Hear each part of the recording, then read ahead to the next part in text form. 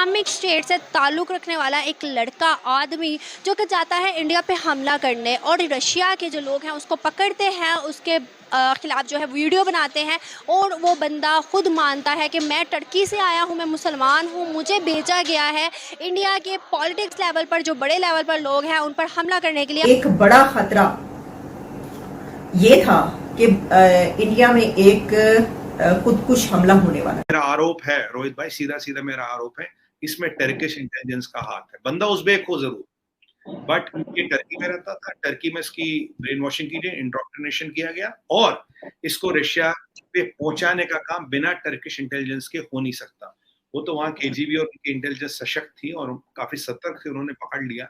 Russia बहुत ज़्यादा support करा है इंडिया को। आज इंडिया को उसने एक हमले से बचा दिया जो कि बहुत ज़्यादा बेनिफिट हो सकता है इंडिया के लिए। आपको क्या लगता है रशिया इंडिया की क्यों मदद कर रहा है, डे बाय डे उसके साथ ताल्लुक क्यों बना रहा है, क्या बेनिफिट वाला एक लड़का आदमी जो कि जाता है इंडिया पे हमला करने और रशिया के जो लोग हैं उसको पकड़ते हैं, उसके ख़िलाफ़ जो है वीडियो बनाते हैं और वो बंदा खुद मानता है कि मैं टर्की से आया हूँ, मैं मुसलमान हूँ, मुझे भेजा गया है इंडिया के पॉलिटिक्स लेवल पर जो बड़े लेवल पर लोग हैं उन पर हमला करने के लिए। आपको क्या लगता है और पाकिस्तानी अवाम को क्या लगता है, क्या ये प्री प्लान है? क्या ये जो चीज़ है इस्लामिक स्टेट्स के लिए ये चीज़ बेनिफिट साबित हो सकती है इंटरनेशनल लेवल पर, या फिर और ज़्यादा हमारी इमेज जो है वो ख़राब हो गई है? आगे ही मुसलमान जो है वो टेररिस्ट के नाम से जाने जाते हैं। इस चीज़ को ख़त्म करने के बजाय दिन ब दिन जो है कोई ना कोई ऐसी न्यूज़ आती है कि मुसलमानों की इमेज जो है बुरी बन जाती है इंटरनेशनल लेवल पर। आगे ही पाकिस्तान में इन्वेस्टर इन्वेस्ट नहीं करते। एक आदमी जो कि इस्लामिक स्टेट से ताल्लुक़ रखता है इंडिया पर गया था हमला करने, उसको रशिया के लोगों ने पॉइंट आउट किया और उसकी वीडियो बना के सोशल मीडिया पर वायरल की, जिससे इस टाइम इस्लामिक स्टेट्स की रेपुटेशन बहुत ख़राब हो गई है। उस आदमी ने खुद माना है रशिया के लोगों के सामने कि मैं टर्की से आया था, इस्लामिक स्टेट से, मतलब मुसलमान हूँ और मैं इंडिया पर छोटे हमला नहीं बल्कि मैं पॉलिटिक्स लेवल पर एक बड़ा हमला करना चाह रहा था और करने आया था। आपको क्या लगता है कि ये चीज़ के बाद कंप्लीट इस्लामिक स्टेट्स की रेपुटेशन इंटरनेशनल लेवल पर क्या बन जाएगी? देखिए जी, पहले तो हम लोग एक इंसान है, उसके बाद मुसलमान हैं।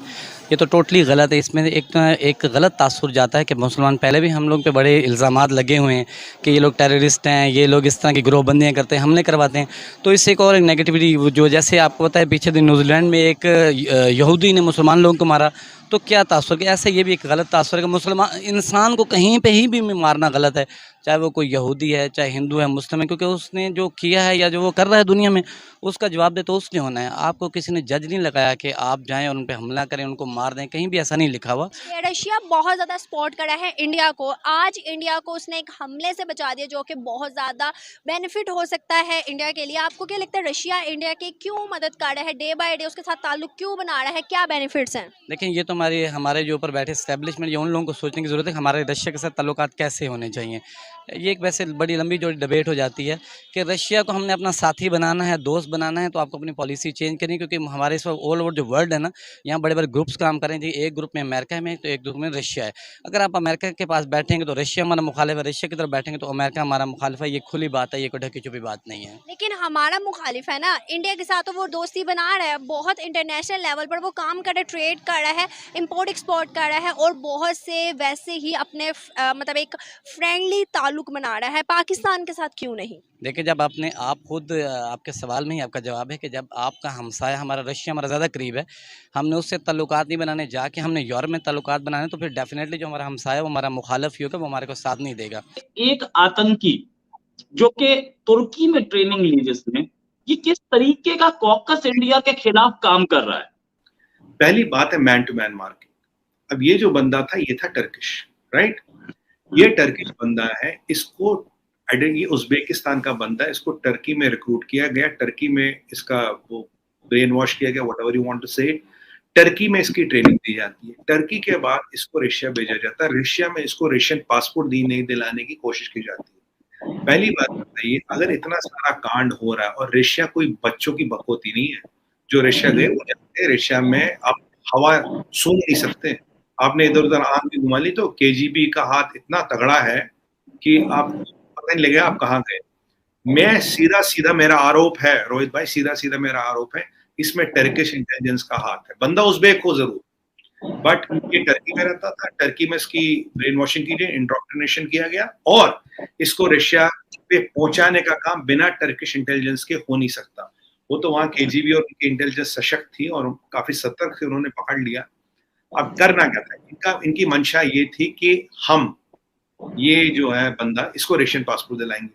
अब काफी कल इस पे डिबेट हुआ था, काफी लोगों ने बोला रशियन पासपोर्ट की जरूरत है, टर्किश पासपोर्ट पे आ जाता। भैया इंडिया का सबसे बड़ा दोस्त कौन है अभी? रशिया और फिर United states of America. Russian passport पे आपका सस्पिशियस सिग्नल मिनिमल है, आप हर सस्पिशन के रडार के नीचे हो, your radar signature is minimal. और क्या दिए इन्हें, एक फेक आइडेंटिटी दी जाती है एक जर्नलिस्ट की। अब ये सुसाइड बॉम्बर था, जो भी इसका टारगेट था उसके पास जाना था, एक रशियन पासपोर्ट होता जी मैं वहां में आपका पत्रकार हूं, मैं यहाँ कुछ आया हूँ। अगर जो भी टारगेट था, एक बीजेपी का नेता था कोई भी, या पॉलिटिकल हमारा मंत्री जो भी थे वो थे, और इनका आइडिया क्या था, उसके पास जाके अपने आप को उड़ा देना। सर रशियन पासपोर्ट और एक fake ID will give him the proximity.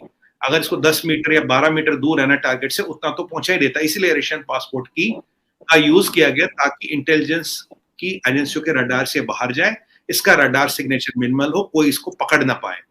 अब डेंजर क्या है? डेंजर है मैन टू मैन मार्किंग। ये बंदा हाईली ट्रेन प्रोफेशनल है, ये कोई आतंकवादी छोटा मोटा जहादी नहीं, इसको एक ही पर्पस के लिए ट्रेन किया गया, इसके लिए इसकी महीनों हफ्तों या सालों ट्रेनिंग हुई है केवल एक पर्पस के लिए।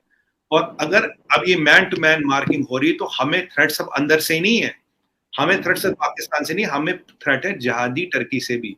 ये पाकिस्तान, चाइना और टर्की का जो अलायंस है ये अपने रंग दिखा रहे हैं।